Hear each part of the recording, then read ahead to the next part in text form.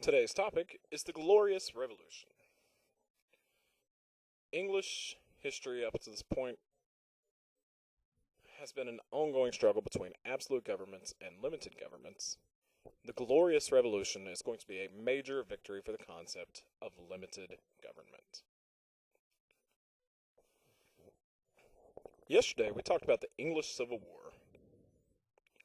Cromwell and his Roundhead buddies had beaten the Royalists, led by King Charles. Please remember the Royalists are also sometimes called the Cavaliers. The fight had been brutal.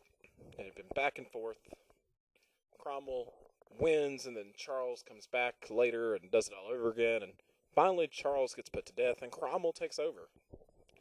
Cromwell decides not to become a king because the English are tired of kings at this point. Cromwell decides to call himself the Lord Protector, and his goal was to protect the people of England from horrible kings and other bad things.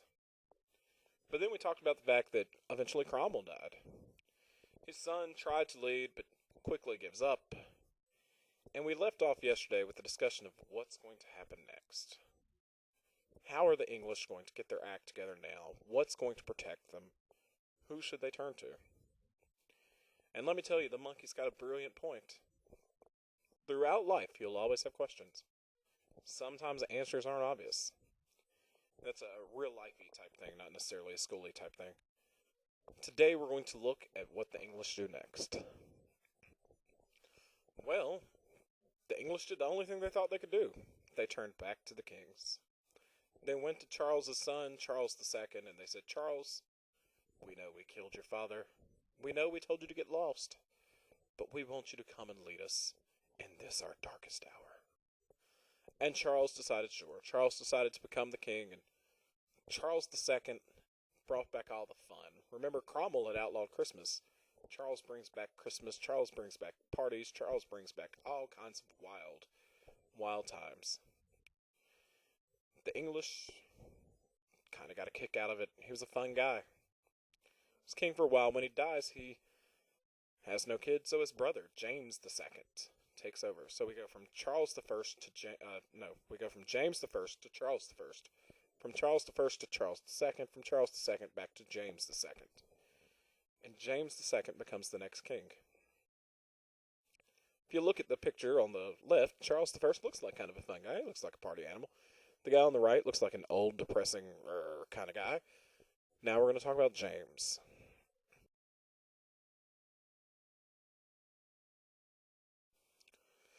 Well, let me tell you, if Charles was the fun guy, the party animal that England needed, James was the ultimate boogeyman.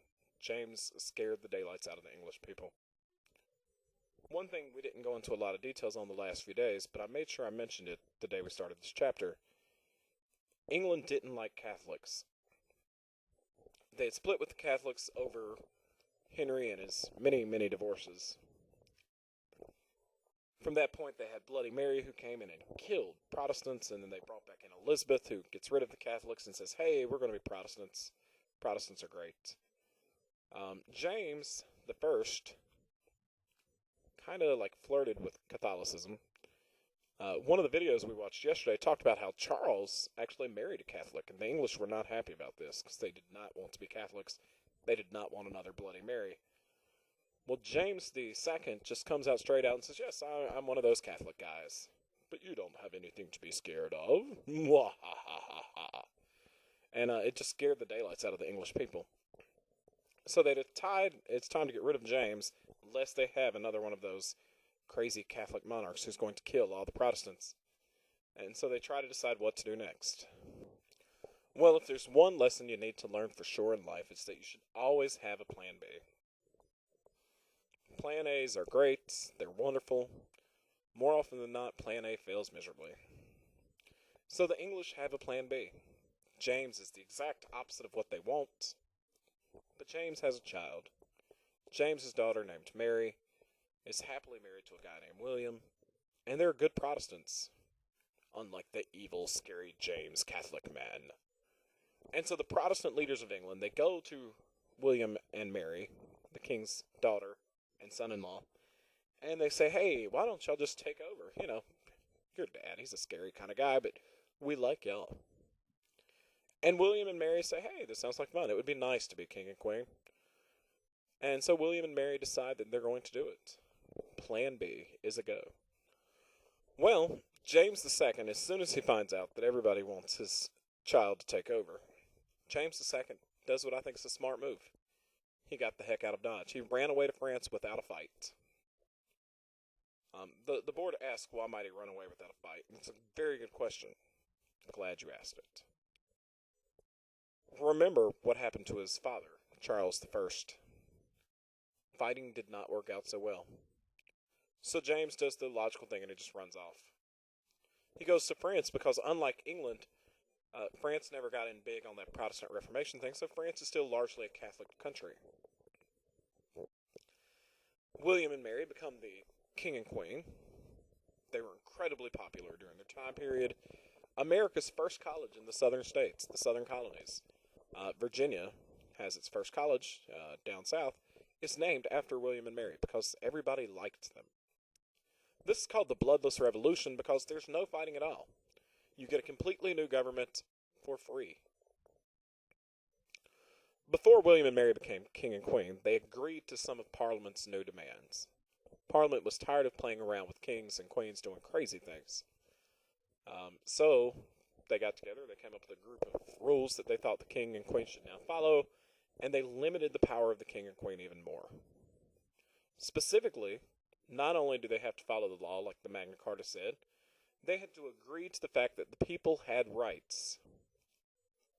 People have freedoms that government can't do anything against. Those rights were called the Bill of Rights. The Bill of Rights is a set of rights that government has no say over. The people just have them. The English Bill of Rights is really important to America because when America sat down to write our Constitution, there was a big debate over should the people have specific rights, definitely, what those rights should be.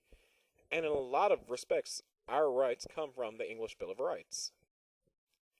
Some examples of the new rights that were part of the Bill of Rights: Parliament had to sign off on all new taxes.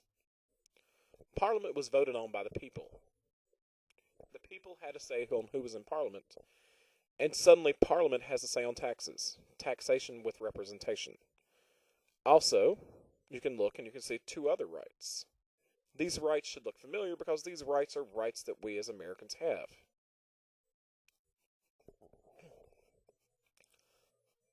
Although I got into this a little on the last page, this matters to America because the American Founding Fathers, a term that's not used nearly enough apparently anymore, the guys that started our country, they looked at the concept.